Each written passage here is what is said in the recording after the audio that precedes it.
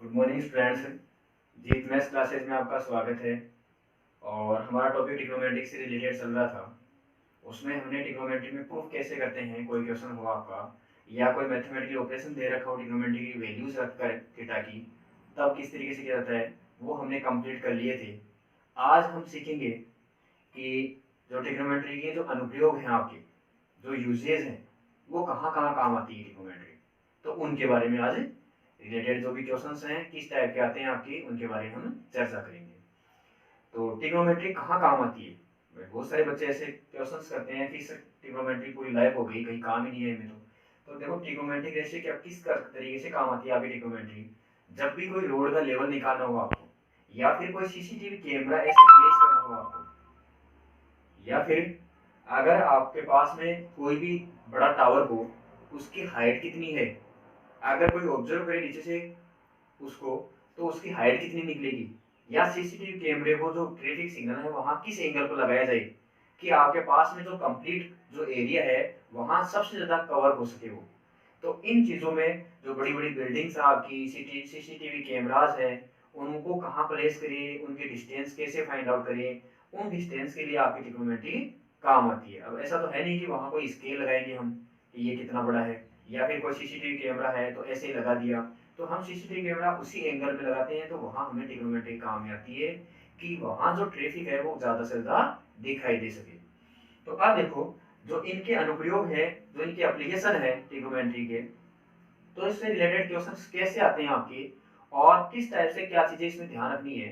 तो सबसे इंपॉर्टेंट इसमें जो दो तीन टर्म आपकी काम आती है, एक तो होता है आपका angle of elevation. Angle of elevation, तो एंगल ऑफ एलिवेशन जैसे इसने बोला है क्वेश्चन में इसमें कि द एंगल ऑफ एलिवेशन। तो एलिवेशन का मतलब क्या होता है। एंगल ऑफ एलिवेशन होता है कि कोई भी अगर आपके पास ऐसे टारगेट है, जैसे कोई ये आपका कैमरा है और ये आपका टारगेट है, तो अगर आप यहां से ऑब्जर्व कर रहे हो इसको, तो इस आपकी जो आपकी आई है, आंख है, और ये जो आपका ऑब्जेक्ट है, यहां से जो सीधी डिस्टेंस है, इसको तो बोला जाता है लाइन ऑफ साइट। इस कंप्लीट डिस्टेंस को बोला जाता है लाइन ऑफ साइट। और आपकी आंख और जो ऑब्जेक्ट है इनके बीच में जो एंगल बनता है, जैसे थीटा रख लिया इसको, तो ये जो थीटा होता है वो होता है आपका angle of elevation. Angle of elevation, elevation का मतलब ओनियन कोण आपका, हिंदी में इसको बात करते हैं। तो ये होता है आपका ओनियन कोण। अब एक यहाँ दूसरी चीज आएगी, जैसे इसने बोला है सेकंड में कि द एंगल ऑफ डिप्रेशन। तो ये क्या होता है। तो ये होता है कि जब आप नीचे से ऊपर की तरफ देखते हो, अपनी हाइट से ऊपर की तरफ देखते हो, तो वो तो बनता है आपका एंगल ऑफ एलिवेशन। और अगर आप ऊपर से नीचे की तरफ किसी ऑब्जेक्ट को देखते हो, जैसे यदि आप यहाँ खड़े हो और यहाँ से कोई ये आपका ऑब्जेक्ट है, तो यहाँ से आप देखोगे तो जो आपका एंगल बनेगा, तो अगर आपके पास बेस है तो यहाँ भी कोई ना कोई बेस लिया जाता है कि आप यहाँ से बनोगे आप, तो ये बना दिया हमने इसको, बेस बना दिया, हॉरिजॉन्टल लाइन बना दी। और यहाँ से आप इसको क्या कर रहे हो, ऑब्जर्व कर रहे हो ऊपर से, तो नीचे की तरफ देखोगे तो यहाँ जो एंगल बनेगा आपका, इसको रख लिया हमने जैसे फाई। तो इस फाई को ही बोलता है आपका angle of depression. Angle of depression, जिसको हिंदी बोलते हैं अवनमन कोण।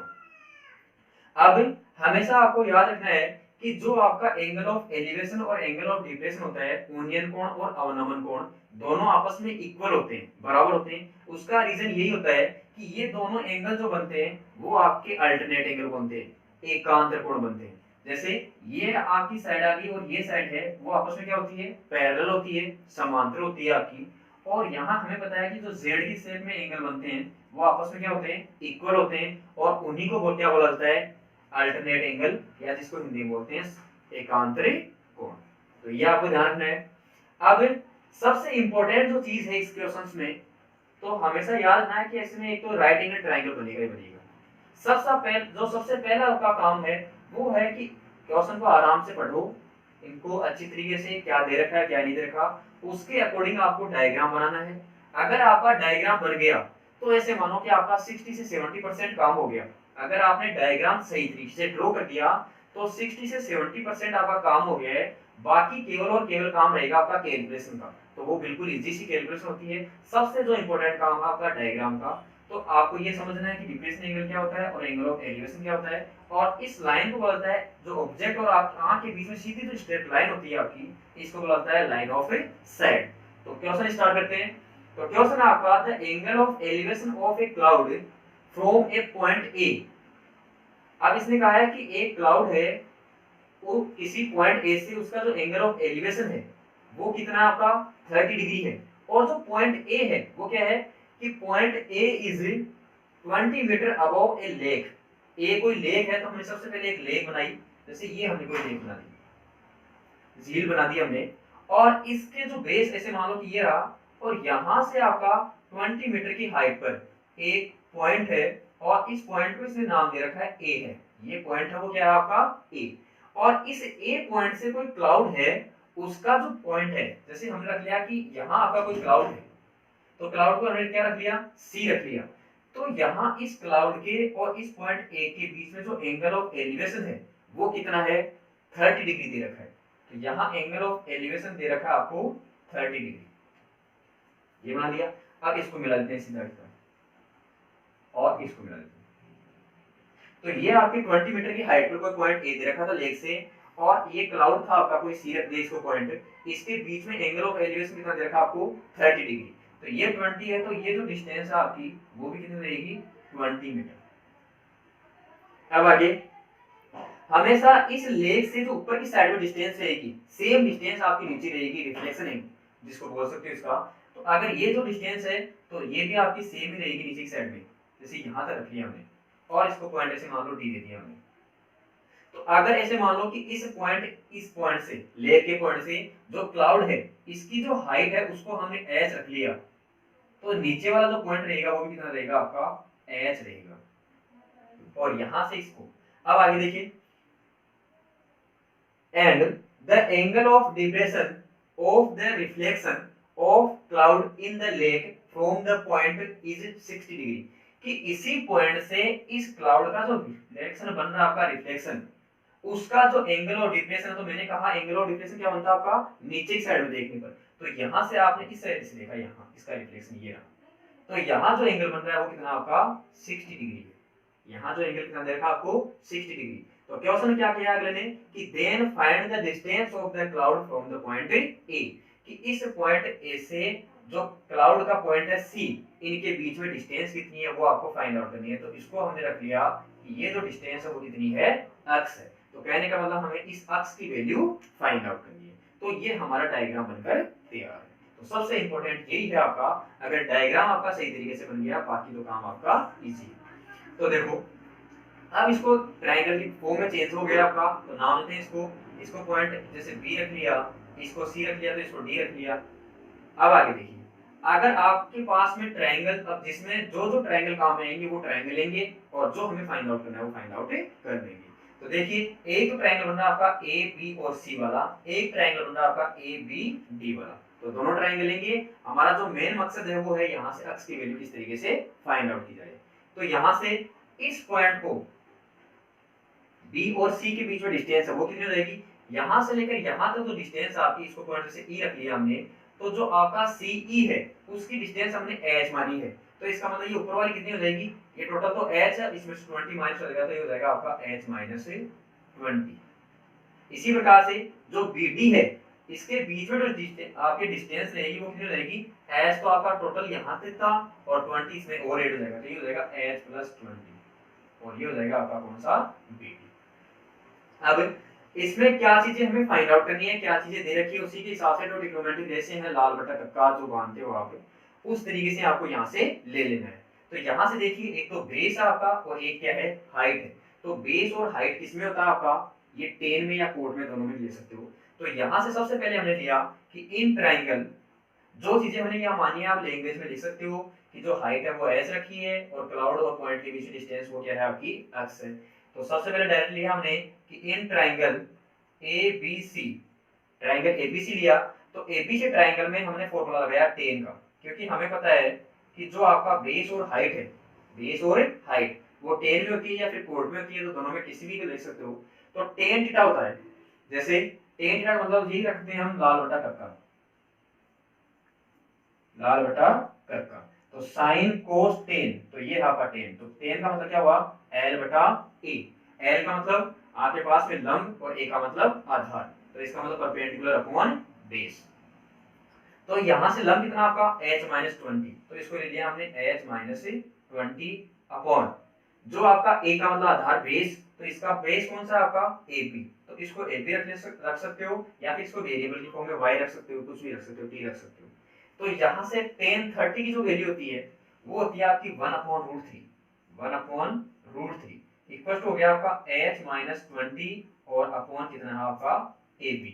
तो यहाँ से हमें ab की वैल्यू फाइंड आउट करनी है, तो ab को क्रॉस मल्टीप्लाई करवा दो, तो ab को 1 से मल्टीप्लाई कराओगे तो हो जाएगा आपका ab इक्वल टू, जब √3 को इससे मल्टीप्लाई कराओगे h माइनस 20 से, तो ये हो जाएगा h माइनस 20 और मल्टीप्लाई में √3। इसको रख लिया हमने इक्वेशन नंबर फर्स्ट। अब आ गया आपके पास में सेकंड जो ट्रायंगल बन रहा है, वो ट्रायंगल बन रहा है आपका ए बी और डी वाला। तो हमने लिया in triangle A B D, तो इन ट्रायंगल ए बी और डी, तो इसमें वही लगा दिया कि ये थीटा है, तो इसके सामने की जो साइड होती है वो आपका परपेंडिकुलर होता है, बाकी बेस हो गया सबसे बड़ी साइड होती है किसी राइट एंगल ट्रायंगल में, वो होती है आपकी हाइपोटेन्यूज मतलब कर्ण। तो ये हो गया आपका, तो इसमें भी tan का फॉर्मूला लगा दिया, tan 60 इक्वल्स टू परपेंडिकुलर है आपका h प्लस 20 और बेस आपका वही रहेगा AB। यहाँ से थीटा की सामने साइड ये है आपकी, तो ये तो परपेंडिकुलर हो गया और ये हो गया आपका बेस। तो यहाँ से tan 60 है उसकी वैल्यू होती है √3 इक्वल टू जाएगा आपका h प्लस 20 और अपॉन में हो जाएगा आपका AB।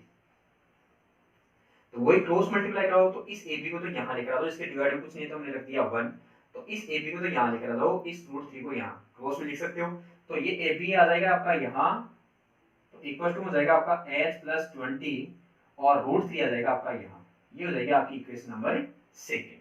तो इक्वेशन नंबर फर्स्ट और सेकंड से तो इनकी LHS साइड है वो आपकी इक्वल है, तो RHS साइड भी क्या हो जाएगी इक्वल, या इसी को आप दूसरी लैंग्वेज में लिख सकते हो कि इस इक्वेशन नंबर फर्स्ट से इक्वेशन सेकंड में वैल्यू रख दो एक बी की, या फिर इस AB की वैल्यू यहाँ रख दो, एक ही बात है। तो यही होता है कि अगर आपके पास में क्या दो इक्वेशन दे रखी हो तो उनकी LHS साइड इक्वल हो तो RHS भी क्या होती है इक्वल।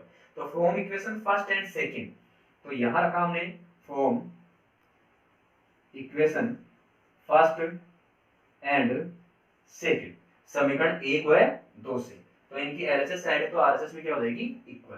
तो यहाँ से आएगा आपका h माइनस 20 √3 और इसकी RHS थी h प्लस 20 और √3। अब क्रॉस मल्टीप्लाई करवा लो, तो इसके डिवाइड में कुछ नहीं तो यहाँ भी हमने 1 रख दिया, जब √3 को √3 से मल्टीप्लाई कराओगे तो आ जाएगा आपका 3, तो ये बन जाएगा आपका h माइनस 20 और √3 को √3 से करवाया 3 इक्वल्स टू ये हो जाएगा आपका h प्लस 20।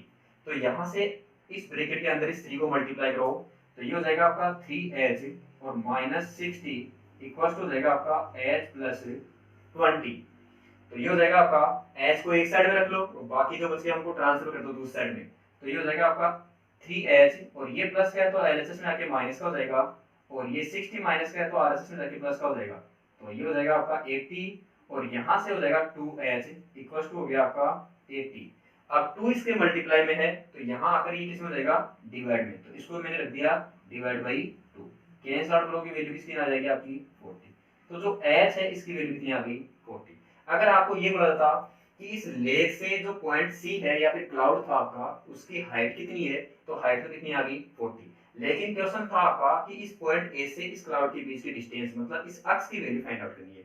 तो यहाँ से देखिए जो आपका BC है वो BC क्या बन जाएगा, तो BC इक्वल टू है आपका h माइनस 20, तो h माइनस 20, तो BC इक्वल टू h की वैल्यू कितनी है यहाँ 40, तो ये हो जाएगा 40 माइनस 20 इक्वल टू कितना हो जाएगा 20। तो BC की वैल्यू जो आएगी वो कितनी आ जाएगी आपकी 20, मतलब ये BC रह जाएगा आपका 20।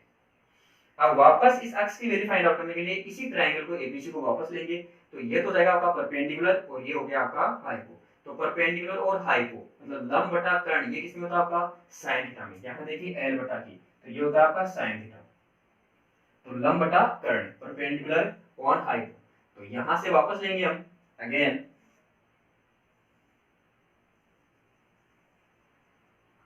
इन ट्रायंगल ए बी और सी, इसी को वापस लेंगे एबीसी को, और इसमें फॉर्मूला देखो मैंने कहा जिसकी रिक्वायरमेंट है उसी के हिसाब से लगाएंगे। तो यहाँ हमें ये अक्ष की वैल्यू फाइंड आउट करनी है और ये हमें पता है, तो इसका मतलब ये तो आपका परपेंडिकुलर हो गया, ये आपका हाइपो हो गया, तो यहाँ से फॉर्मूला किसका लग जाएगा साइन थीटा का, तो ये हो जाएगा साइन 30 वैल्यू किसकी हो जाएगी, sin 30 की।